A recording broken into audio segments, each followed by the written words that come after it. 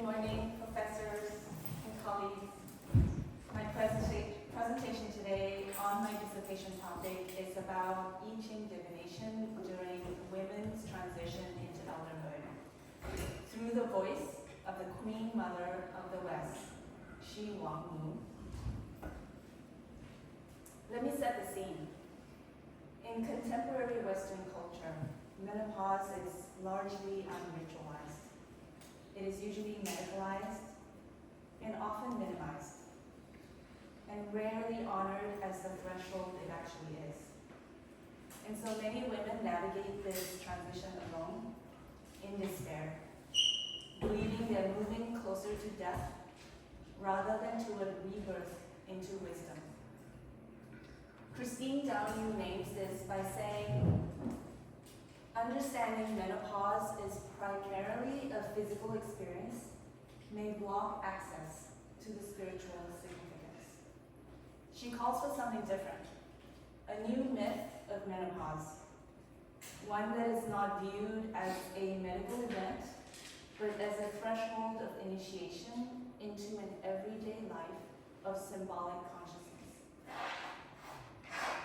So where do we find a practice that speaks that language? To me, it's divination. The word itself, divinaire, means to communicate with forces beyond the visible. Research confirms this is not merely superstition. Divination has been shown to function as a psycho-spiritual technique for personal growth. In Chinese cultural research, participants described it as a viable tool for decision-making in times of transition. This matters beyond the individual woman. When a culture loses its rituals for elderhood, it loses its elders. And when it loses its elders, it loses the transmission of wisdom across generations.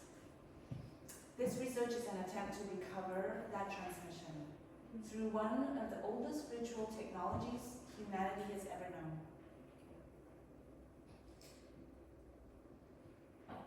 So Jung asked a simple but profound question. Why do humans live to 70 or 80 years old? He said, longevity must mean something, that the afternoon of life cannot be a pitiful appendage to life's morning. So the second half of life is not a decline. It is where the real work begins.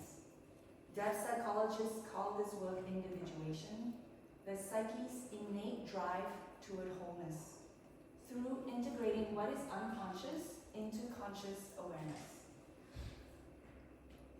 So Jung was clear about how this is not simply about becoming wiser or more serene. It requires confronting the shadow, the parts of ourselves we have refused, repressed, or never lived. The grief of elderhood often is the shadow surfacing, the unlived life, the roads not taken, the identities we outgrew but never properly mourned. Making the unconscious conscious means turning toward all of it, not just the gold, but the grief as well. Sharon Blackie affirms this larger arc by saying most deaf psychologists agree and have argued that the journey into elderhood is a spiritual passage above all. Current mainstream perception is that aging for the menopausal woman is a medical event, a biological inconvenience. The quest then is to find a practice that facilitates this spiritual journey.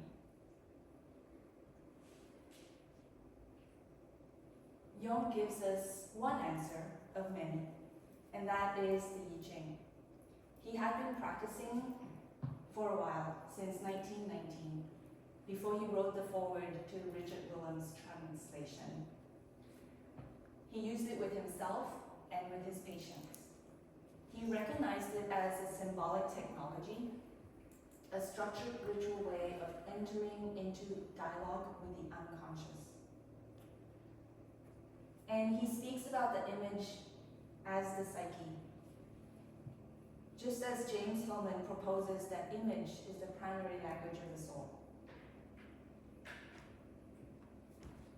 And the image that comes through the I Ching as the coins are cast, that image is the product, so Jung says, of synchronicity.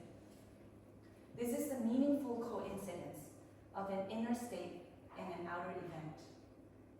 So divination is not random, nor is it a prediction of the future. It is a meaningful reflection of the psyche's communication at that point in time.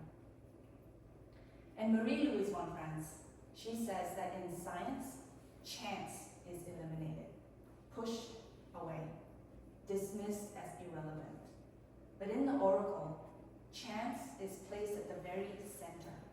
And the moment the coin falls is the information. Murray Stein puts it simply, to live with the I Ching is in a sense tantamount to living in a synchronistic world of meaning, or Tao.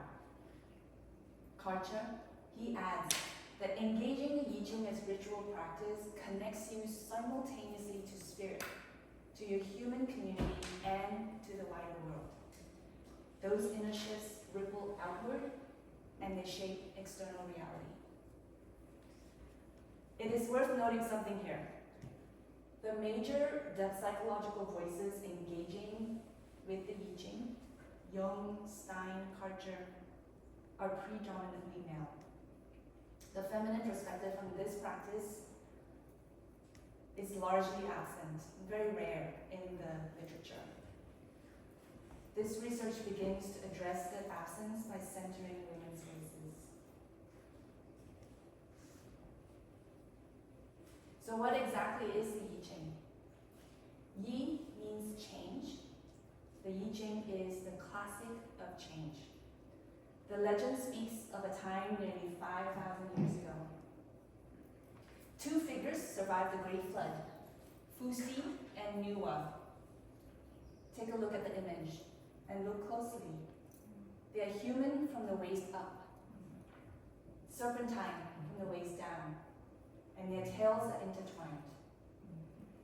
And the serpent in many cultures represents primordial creative force, perpetual transformation, the endless cycle of renewal.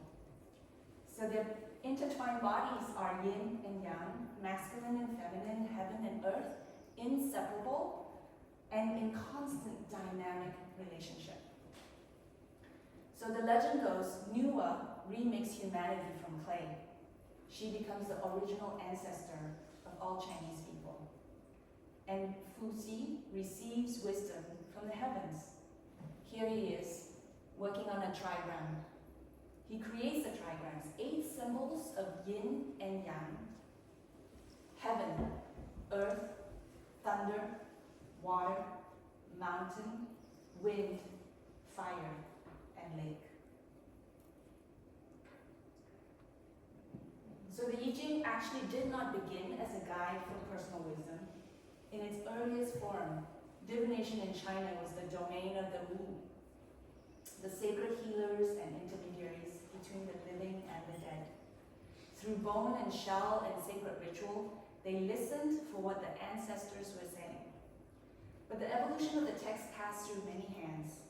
Yu the Great, the legendary sage who saved China from another great flood, is counted among those who contributed to the I Ching's foundational wisdom.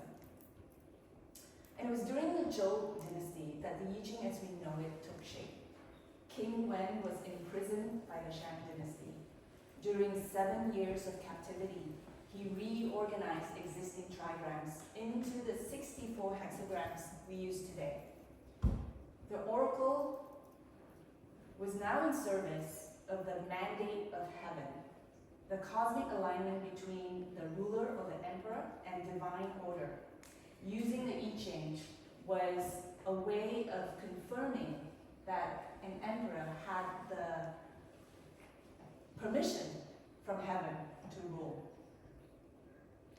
But during the warring states, when the world was in chaos and perpetual war, the ancient masters recognized that the wisdom encoded in the I Ching was too important to remain solely in service of political power. Karcher tells us they called this turning point the Great Enterprise.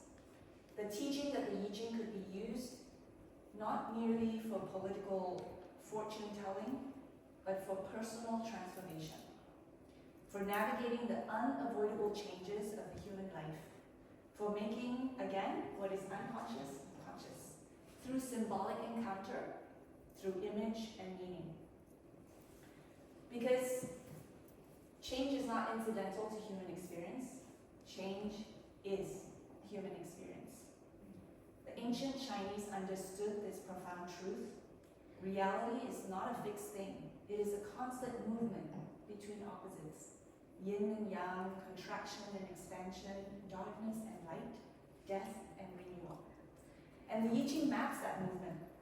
All 64 hexagrams describe the full spectrum of change a human being will encounter across a lifetime. Every threshold, every loss, every renewal. And the I Ching does not promise to stop change, nor does it offer escape from difficulty. It offers something far more valuable, orientation, a symbolic mirror that reflects back where we are in the movement of change and what that moment is asking of us. So back to this picture. Presiding above Fuxi and Nuwa is a deity. This is Shi Huangmu, the Queen Mother of the West. She has been presiding over this threshold for nearly 5,000 years. She's a sovereign Taoist goddess of immortality and of wisdom, of transformation as she presides over the threshold between life and death. Suzanne Cahill spent decades researching her. She identified two primary domains: eternal life and communication between the divine and human realms. That is exactly what divination is. Her student, Yu the Great, helped shape the I Ching, and she was present at its very birth with Fuxi. Chuang-Tzu described her simply: no one knows her beginning, no one knows her end. But Shi Huangmu is not only luminous. In her earliest depictions, she was fearsome, associated with plague, with punishment, with death. She carries both light and shadow. This is why she is the archetypical guide in this research for the journey into elderhood. Because this threshold is not just beautiful, but it carries grief and loss and the confrontation with mortality. And Jung understood that the archetype always carries both polarities. The great mother who nourishes is also the great mother who consumes. And Shi Huangmu holds both. And she asks us to hold both as well. So consulting with the oracle at this threshold is a willingness to descend, to meet what the psyche has been holding in the dark and bring it back into light. And Cahill also makes one thing very clear in her book. Shi Huangmu has traditionally been more important to women than to men, despite her being the teacher to emperors and rulers. There's also a rumor, a legend, that she was the one that transmitted the Tao Te Ching to Lao Tzu. She is also depicted as a crone, with great dignity, with authority, and she is the mother of all. The ancient Tang dynasty poems show women turning to her for comfort and instruction. So, encounters with the archetype inherently is numinous and simultaneously awe-inspiring and deeply mysterious. This is the kind of experience that reorganizes one's entire relationship to meaning and to self. And to me, Shi Huangmu is a numinous figure. She does not merely inform, she transforms. Before I tell you what the research question is, I want to tell you how it found me. Because I did not choose this topic, it chose me, just as it did many of you, your topics. So a few years before I turned 50, owls started appearing on my path. In that first image, in 2020, an owl struck my car in the middle of the night, and I stopped to check on it. And it flew directly into my wheel hub and would not leave for 10 minutes or more. And then in 2021, I was sitting under a tree at a gathering of about 50 people, and an owl marked me with its droppings in broad daylight. And out of 50 people, it landed right on me. And that was an hour later, and someone had pointed the owl out to me. So, from a Jungian perspective, from a depth psychological perspective, these were synchronicities, unconscious, communicating through the outer world. So I entered into active imagination. I asked, what does it mean that owls keep showing up on my path? And this is a message I received. As I enter my 50s, I am facing changes in my body. I am in a period of transition. And in this decade, I am entering the training ground for my elderhood years.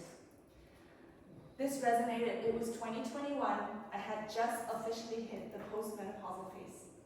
My father died that year, and my oldest son left for college. It was a year of transition.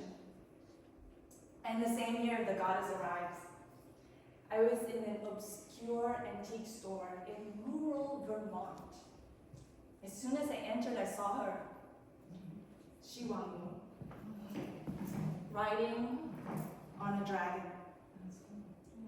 Nobody in the store knew who she was, but she caught my eye right away, and I knew. I bought her, of course. She represents for me the guidance of my ancestors, the ancient feminine wisdom of my cultural heritage.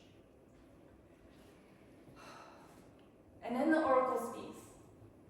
So for 20 years, I had been harboring this desire to pursue my PhD and never knew in what, and I kept pushing it away. And when I was contemplating turning 50, I thought, maybe it's time. Again, I pushed it away because, boy, I've worked so hard to get out of my mind and into my heart. Why would I want to go back to an academic institution?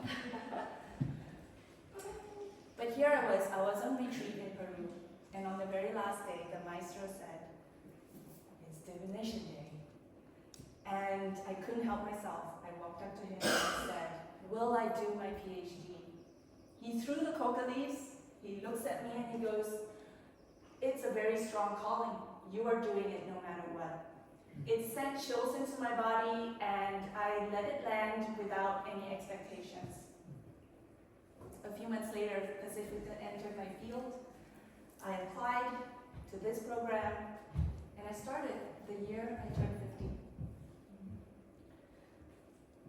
And then the dream arrived. So throughout my first and second year at Pacifica, I held the question, what is my dissertation about? And many of you know I went through many different iterations.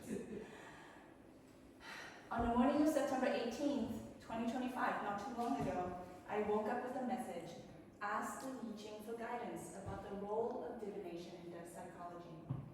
And I had started working with the I Ching again in 2021. So 2021 was a very pivotal year for me. And so from the depths of the unconscious, the research question emerged. How might I Ching divination facilitate the transition into elderhood for women over 50?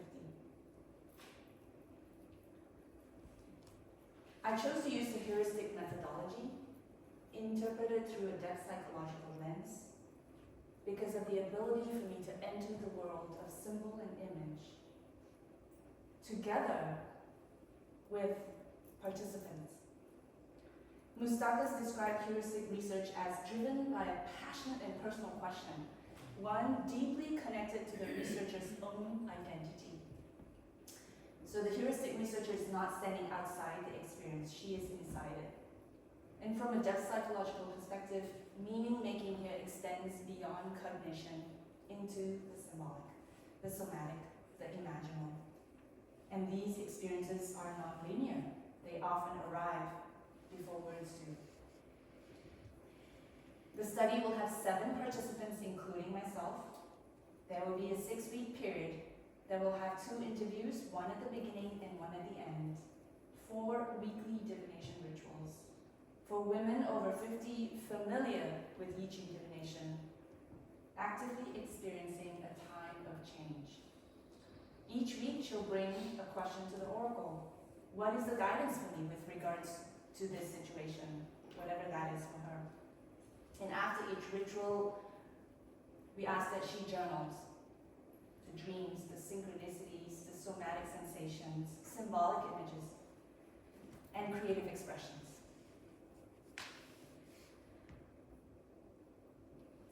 And there will be a lot of attention paid to fulfilling the IRB requirements.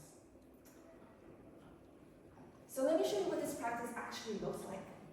So this is a hexagram.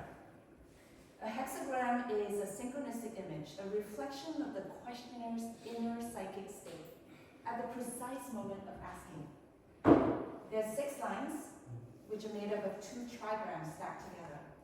The unbroken lines are yang, the broken lines are yin. Remember, there's 64 unique hexagrams, which maps the full spectrum of change. And there are many methods, but I use the coin method. 3 coins, that's all it takes. Heads is yang, value of 3. Tails is yin, value of 2. You add them, you get either 6, 7, 8, or 9. Odd is yang, even is yin. 6 and 9 reflect changing lines. And we cast the coin 6 times. And we build the hexagram 1 line at a time, bottom to top. And honestly, it's easier to simply watch it happen. So, I asked a question of Xi Wangwu, who is the oracle speaking through the I Ching. The question is, what is your message regarding your role in guiding women over 50 in the transition into elderhood? In this ritualistic session, I entered a meditative state and I held the question. I spoke it aloud before each cast. 6 throws, 6 lines, built from the bottom up. And this is what arrived. Hexagram 58, with a changing line at position 6. That changing line transforms hexagram 58 to hexagram 10. So we're not just reading one hexagram, we're reading a movement, a threshold being crossed. Hexagram 58, lake over lake. The Chinese character that you see is an old character for Dui, which is lake. And it depicts a person with an upturned face and open mouth, words of spirit rising upward. The posture of divination itself, face turned toward the sacred, listening for what rises. And the direct translation of this hexagram, a serene lake, joyous exchange. The sage engages in discourse and study with friends, prognostication of success, a favorable outcome. This is Xi Wangwu describing how she guides. Through joyous exchange, women gather together in community, reflecting each other. There are 2 lakes resting and exchanging wisdom. And the line 6 is just a simple declaration, inducing the exchange. So you'll see here, there's a lot of translations for the I Ching, and what I'm asking here is an internal understanding that arises without going too much into the commentary that is out there. Inducing the exchange here is about staying in the conversation, staying in the exchange, and keep going in the long run. Line 6 usually is about the long run. And when we keep going, this is where she leads us. Hexagram 10, Lu, treading, walking. And that character there, it shows an intermediary embodying an ancestor in a ritual. 3 steps on the way, a boat making a crossing, the crossing of a threshold. And this symbol is heaven over lake. The idea of that ancestor standing between heaven and earth, between the living and the dead, between who she is and who she's becoming. So the commentary, it's not commentary, the translation of what this hexagram is, treading on the tail of a tiger. The tiger does not bite. Success. So she's not avoiding the tiger, she's walking so consciously, so presently, that she treads on its very tail. And the tiger does not bite. Success. The threshold of elderhood is the tiger. The grief is the tiger. The shadow is the tiger. And Xi Wangwu here is saying, you can cross this. Walk consciously. Walk with presence. The tiger does not bite. So, entering the imaginal realm here, these are two cards from an oracle deck that gives me the image. On the left, hexagram 58. A deity above, people below, faces turned upward, looking for answers. That is Xi Wangwu, present with her people. She's saying, I am here, I see you, you are not crossing alone. And then hexagram 10 on the right, there are two figures walking side by side.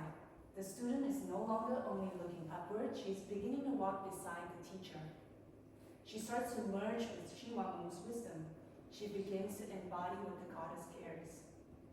She's no longer treading on the tiger's tail out of fear.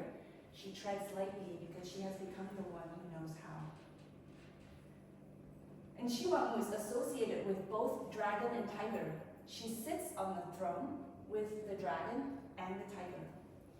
And the tiger is in hexagram 10. And she was speaking through this oracle, confirming her presence. So I close with this. This research for me is not only about divination or the hexagrams or the methodology. It is about the way of the wise. What happens to a culture when its elders stop being seen as wise? When older women move through their threshold alone and unwitnessed, we lose something irreplaceable. The archetypal grandmother. The one who has already crossed the threshold and knows how to tread on the tiger's tail. The one who can look at a young person and say, I know the way, walk with me. So this research is my contribution to recovering that lineage, creating ritual containers where women over 50 can consciously apprentice themselves to wisdom, and they can meet the shadow and receive the guidance of the oracle. Crossing this threshold with presence and grace, and then turning around and offering that wisdom forward to their families and to their communities, to the young people in their families who are waiting and watching for the grandmothers to come home. Because when the elders embody the way of the wise, when the grandmothers are once again present, and when multi-generational wisdom flows freely again, families can find harmony. As Confucius says, to put the world in order, we must first put the nation in order. To put the nation in order, we must first put the family in order. And to put the